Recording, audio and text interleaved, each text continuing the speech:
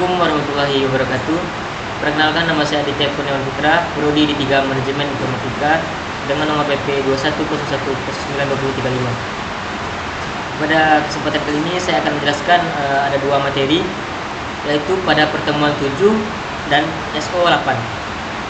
Baik, langsung saya mulai materi pertama, yaitu manajemen memori. Manajemen memori. Algoritma partisi dinamis. SO atau sistem operasi harus memutuskan blok bebas mana untuk dialokasikan ke suatu proses. Yang pertama itu ada algoritma Base-Fit. Dengan definisi, algoritma Base-Fit mengalokasikan blok yang paling cocok dengan ukuran request tersebut. Yang kedua itu ada algoritma First-Fit, mengalokasikan proses pada blok pertama yang ditemui yang besarnya mencukupi. Selanjutnya itu ada algoritma Next-Fit, mengalokasikan blok pertama yang besarnya mencukupi. Pencarian dimulai dari akhir pencarian sebelumnya. Dan algoritma Worst-Fit mengalokasikan blok terbesar yang tersedia. First-Fit dan Base-Fit ini lebih baik dibandingkan Worst-Fit dalam hal kecepatan dan pemanfaatan storage. Manajemen memori partisi dinamis. Di sini ada contoh kasus dengan tabel sistem operasi dengan kapasitas 2160 KB. Dan tabel kedua itu ada proses, memori, dan time. Proses pada P1 dengan kapasitas memori 600 KB dengan waktu 10, P2 dengan 1000 KB dengan waktu 5, P3 dengan 300 KB dengan waktu 20, P4 700 KB dengan waktu 8, P5 500 KB dengan waktu 15.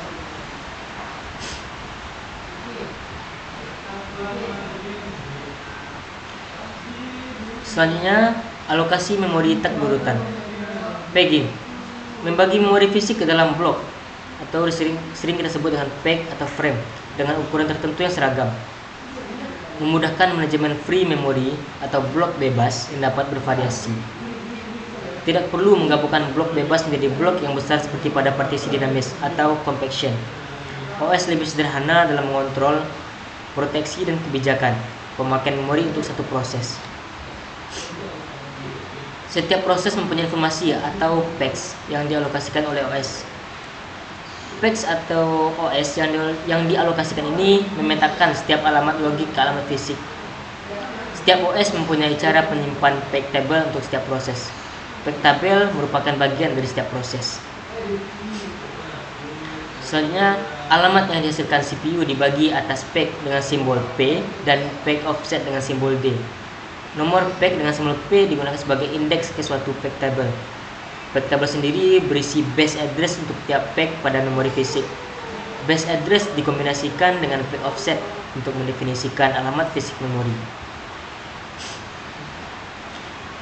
Di sini dapat berupa flowchart atau rangkaian tabel dengan alamat logika dengan tabel CPU itu mengarah ke simbol P dan D, di mana P dan D ini, P merupakan PEG dan D merupakan PEG offset. Itu mengarah kepada PEG table. Dan PEG table mengarah ke MMU, MMU mengarah ke memori fisik.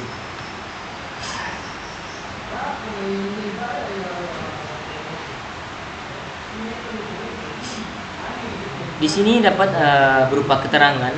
Yang pertama itu ada ukuran PEG dengan 4 byte, ukuran memori fisik 32 byte atau 8 PEG. Physical address, frame kali ukuran PEG tambah offset. Logical address 0, PEG 0, offset 0, frame 5. Di logical address ini dapat berupa physical address dengan 5 kali 4 tambah 0 sama dengan 20. Logical address 3 dengan PEG 0, offset 3, dan frame 5. Physical address 5 kali 4 tambah 3 sama dengan 23. Logical address 4, PEG 1, offset 0, frame 6. Physical address 6 kali 4 tambah 0 sama dengan 24. Selanjutnya itu segmentasi. Di segmentasi, suatu program dapat dibagi-bagi ke dalam segmen-segmen. Yang pertama, itu segmen mungkin bervariasi panjangnya. Yang kedua, ada suatu panjang segmen maksimum. Selanjutnya, pengalamatan terdiri dari dua bagian. Pertama, suatu nomor segmen, dan yang kedua, suatu offset. Segmentasi menyerupai permatisian dinamis.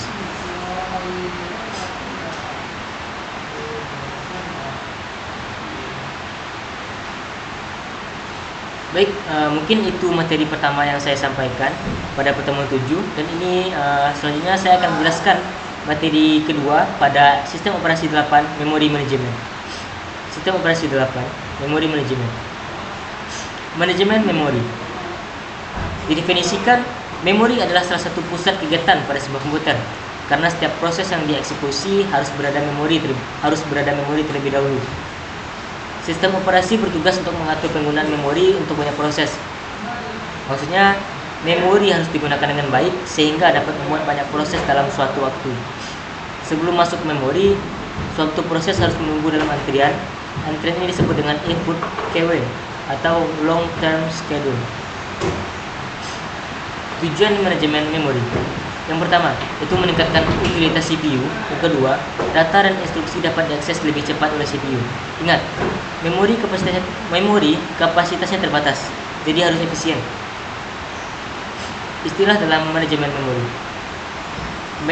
Main memory dan register adalah salah satunya storage yang dapat diakses secara langsung oleh CPU. Register mengakses dalam satu CPU atau clock.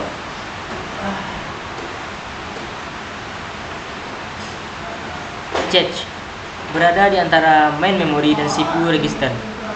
Protection diperlukan untuk menjamin operasi-operasi memori sesuai dan tepat. Relokasi mengkonversi alamat logika program ke alamat fisik memori. Dan yang terakhir itu ada sharing, bagian dari memori logika dapat dipakai bersama-sama. Saya ulang kembali, itu pada register. Register mengakses dalam satu CPU clock atau kurang. Pengaksesan main memori lama dari register.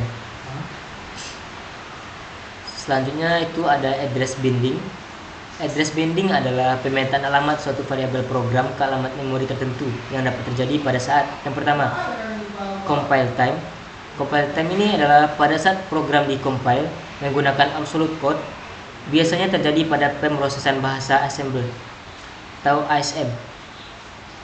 Selanjutnya itu ada load time, pada saat program dipanggil atau load menggunakan relocable code. Variabel-variabelnya berada pada suatu stack yang sudah dipesan sebelumnya dengan pasti atau statis, menghasilkan objek code OBJ. Yang selanjutnya itu ada execution time. Pada saat program dijalankan, binding akan ditunda sampai runtime. Kode dapat dipindah antar segmen dan peg pada memori. Misal X dan DLL. Proteksi memori. Proteksi memori dapat berarti melindungi data sistem operasi dari proses yang sedang dijalankan oleh pengguna komputer atau melindungi data suatu proses dari proses lainnya. Logical and physical address. Alamat logika adalah alamat yang dibentuk di CPU, disebut juga sebagai alamat virtual. Dan alamat fisik adalah alamat yang terlihat pada memori fisik. Untuk mengubah dari alamat logika ke alamat fisik diperlukan suatu perangkat keras yang bernama MMU atau sering disebut sebagai Memory Management Unit. Pengubahan dari alamat logika ke alamat fisik adalah pusat kegiatan manajemen memori. Logical dan physical ini sama pada compile time and load time, yaitu logical and physical addresses. Selanjutnya logical and physical addresses beda pada execution time. Memory Management Unit atau MMU, hardware yang memetakan alamat virtual ke alamat fisikal. Pada MMU scheme, nilai dalam relocation register ditambahkan ke setiap address yang digenerate oleh sebuah proses pada saat dia dikirim ke memori fisik. User program deals with logical address, tidak akan melihat real physical addresses. Dynamic loading, memanggil rutin yang diperlukan saja pada memori atau on load time, yaitu rutin yang tidak diperlukan atau tidak akan dipanggil.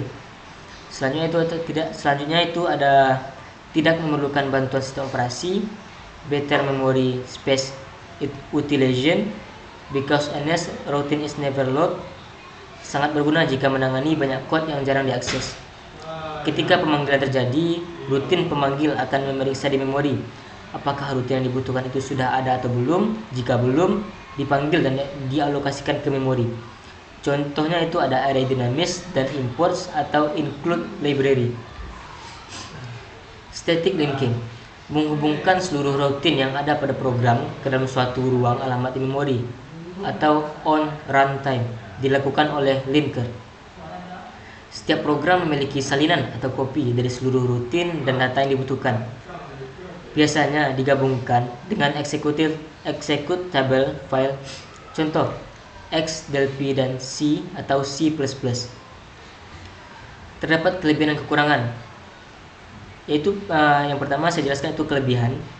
Kelebihan itu library pasti ada dan versinya pasti benar dan mudah pendistribusian filenya. Terdapat kekurangan juga, yaitu kekurangannya ukuran sangat besar atau ukuran file besar. Selanjutnya itu ada dynamic linking, menghubungkan semua rutin yang ada secara dinamis, tidak membuang-buang tempat di disk dan memori. Maksudnya itu kumpulan fungsi yang ada dapat digunakan bersama-sama, jadi tidak membuang-buang kapasitas memori yang ada. Selanjutnya itu membutuhkan bantuan sistem operasi. Operating system dibutuhkan untuk memeriksa apakah rutin itu ada dalam proses memory address. Linking dilaksanakan pada execution time. Sekumpulan kode kecil yang disebut stub digunakan untuk mencari memori, resident library, rutin yang tepat. Stub akan mengganti dirinya sendiri dengan address dari rutin dan memudahkan mengeksekusi rutin. Dynamic linking digunakan untuk file libraries. System also knows as share libraries dan lain-lain. Juga terdapat kelebihan dan kekurangan. Yang pertama saya jelaskan kelebihan. Dengan kelebihan ukuran file kecil irit dipakai bersama. Dan kekurangan jika DLL hilang, perbedaan versi itu dapat berbeda versi. Selanjutnya itu ada overlay. Suatu mode untuk menjalankan suatu proses yang membutuhkan memori lebih besar dari yang tersedia karena keterbatasan memori. Caranya, 1. Data dan instruksi yang diperlukan dimasukkan langsung ke memori utama. Yang kedua, rutinnya dimasukkan ke memori secara bergantian atau dibagi-bagi atau dipecah. Yang ketiga, bagian pendukung lain dimasukkan ke memori sekunder. Dan yang keempat, memerlukan algoritma tambahan untuk melakukan overlay. Tidak memerlukan bantuan dari sistem operasi. Sulit untuk dilakukan karena menggunakan teknik khusus, menjadi tanggung jawab programmer. Sekarang teknik ini sudah digantikan oleh virtual memory. Terdapat contoh overlay dengan tabel pertama itu data dan instruksi. Terdapat operan 1 dan operan 2 dengan tabel kedua data dan instruksi dengan operan 1 data dan instruksi operan 2. Selanjutnya itu ada swapping atau swap. Sebuah proses dapat diswap sementara keluar memori ke sebuah penyimpanan cadangan atau backing store untuk kemudian dikembalikan lagi ke memori. Roll out and roll in adalah penjadwalan swapping berbasis pada prioritas. Proses berprioritas rendah di swap keluar memori agar proses berprioritas tinggi dapat masuk dan dijalankan di memori. Backing store fetch disk learn and note to accommodate copies of all memory, sering disebut virtual memory file. Swapping and semantic view. Swapping butuh waktu transfer. Yang pertama, contoh, misal file 1 MB, kecepatan transfer HDD 5 MB per second. Waktu yang dibutuhkan 1000 KB atau 5000 kbps. Itu sama dengan 1,5 detik, sama dengan 200 ms. Total transfer time berbanding lurus dengan jumlah memori yang diswap. Selanjutnya itu ada contiguous memory allocation. Main memory dibagi menjadi dua. Yang pertama, resident operation system menggunakan lokasi di low memory. Yang kedua itu ada user processes menggunakan lokasi di high memory. Contiguous memory allocation. Alamat memori diberikan kepada proses secara berurutan dari kecil ke besar. Keuntungan contiguous daripada non-contiguous. Sederhana, cepat, mendukung proteksi memori. Itu merupakan keuntungan contiguous daripada non-contiguous. Juga terdapat kerugian contiguous daripada non-contiguous, yaitu jika tidak semua proses dialokasikan di waktu yang sama, akan sangat tidak efektif dan mempercepat habisnya memori. Contiguous memory allocation, jenis partisi. Yang pertama itu ada partisi tunggal. Partisi tunggal ini memiliki definisi. Alamat pertama memori yang dialokasikan untuk suatu proses adalah alamat setelah alamat yang dialokasikan untuk proses sebelumnya. Dan yang kedua itu ada partisi banyak, adalah di mana sistem operasi menyimpan informasi tentang semua bagian memori yang tersedia untuk digunakan, yaitu sering kita sebut sebagai hole. Contiguous allocation. Ada dua cara pengaturan partisi pada sistem partisi banyak. Cara pertama, partisi tetap, adalah apabila memori dipartisi menjadi blok-blok yang ukurannya ditentukan dari awal. Contoh, terbagi lagi atas partisi tetap berukuran sama dan partisi tetap berukuran berbeda. Yang kedua itu ada partisi dinamis, adalah memori dipartisi menjadi bagian-bagian dengan jumlah dan besar yang tidak tertentu. Algoritma pengalokasian memori pada partisi dinamis. Di sini terdapat 4 fit. Yang pertama itu ada first fit atau fit pertama, mengalokasikan hole pertama yang besarnya mencukupi. Pencarian dimulai dari awal.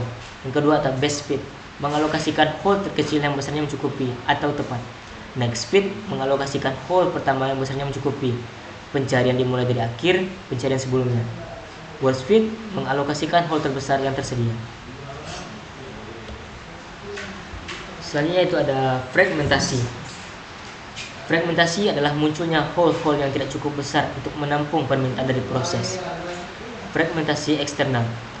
Apabila fragmen berupa hole yang berukuran kecil dan tidak berurutan disebabkan karena partisi dinamis tadi.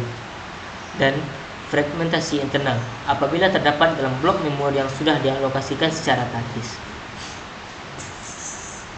Cara mengatasi fragmentasi eksternal. Compaction, yaitu mengatur kembali isi memori agar memori yang kosong diletakkan bersama di suatu bagian yang besar. Compaction hanya dapat dilakukan apabila relokasi bersifat dinamis dan pengalamatan dilakukan pada saat runtime. Solusi lain untuk fragmentasi eksternal adalah pegging dan segmentasi. Partisi fix berukuran berbeda lebih baik dalam meminimalisasi fragmentasi internal daripada partisi fix berukuran sama. Selanjutnya itu ada pegging atau penghalaman. Pada pegging, suatu metode yang memungkinkan suatu alamat memori fisik tidak berurutan letaknya. Memori logik dibagi menjadi blok-blok yang ukurannya tetap yang dinamakan peg. Memori fisik dibagi juga menjadi blok-blok yang ukurannya tetap yang dinamakan frame. Lalu kita membuat suatu peg table yang akan menerjemahkan memori virtual menjadi memori fisik. Peg pada peg itu alamat yang dihasilkan oleh CPU atau memori logik akan dibagi menjadi dua, yaitu peg number dengan simbol P dan peg offset dengan simbol D. Peg number akan menjadi indeks dari peg table yang mengandung base address dari setiap alamat di memori fisik. Peg offset akan digabung dengan base address untuk mendefinisikan alamat fisik memori yang sebenarnya. Selanjutnya itu ada frame. Pada frame, alamat fisik dibentuk dengan menggabungkan nomor frame dengan simbol F dengan offset dengan simbol D. Alamat memori fisik akan dibagi menjadi nomor-nomor frame dengan simbol F yang nantinya akan dicocokkan sesuai dengan peg table. Kebutuhan frame akan sama dengan kebutuhan peg. Peg table, sebuah rangkaian array dari entries yang mempunyai indeks berupa nomor peg dengan simbol P. Setiap masukan terdiri dari bit valid atau invalid dan nomor peg dengan simbol P.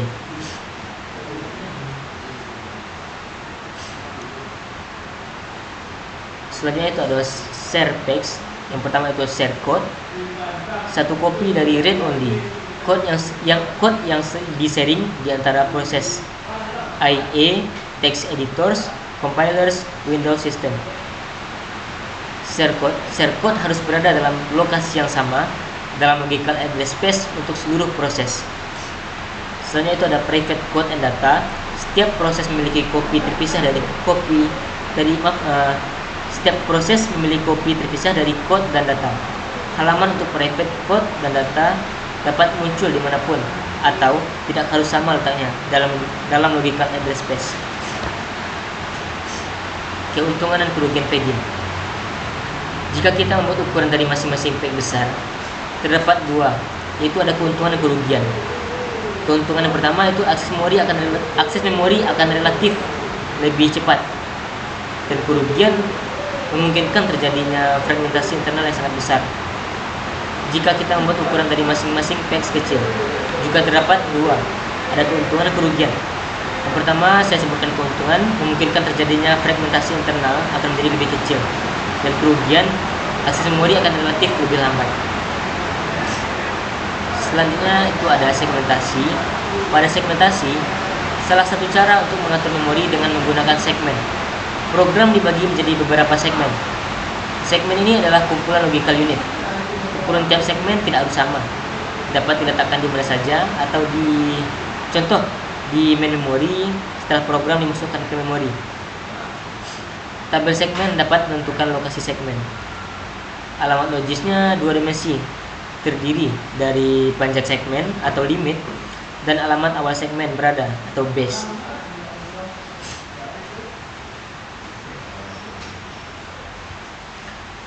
Mungkin itu 2 materi yang dapat saya sampaikan. Jika ada kekurangan kesalahan dari perkataan, mohon maaf. Assalamualaikum warahmatullahi wabarakatuh.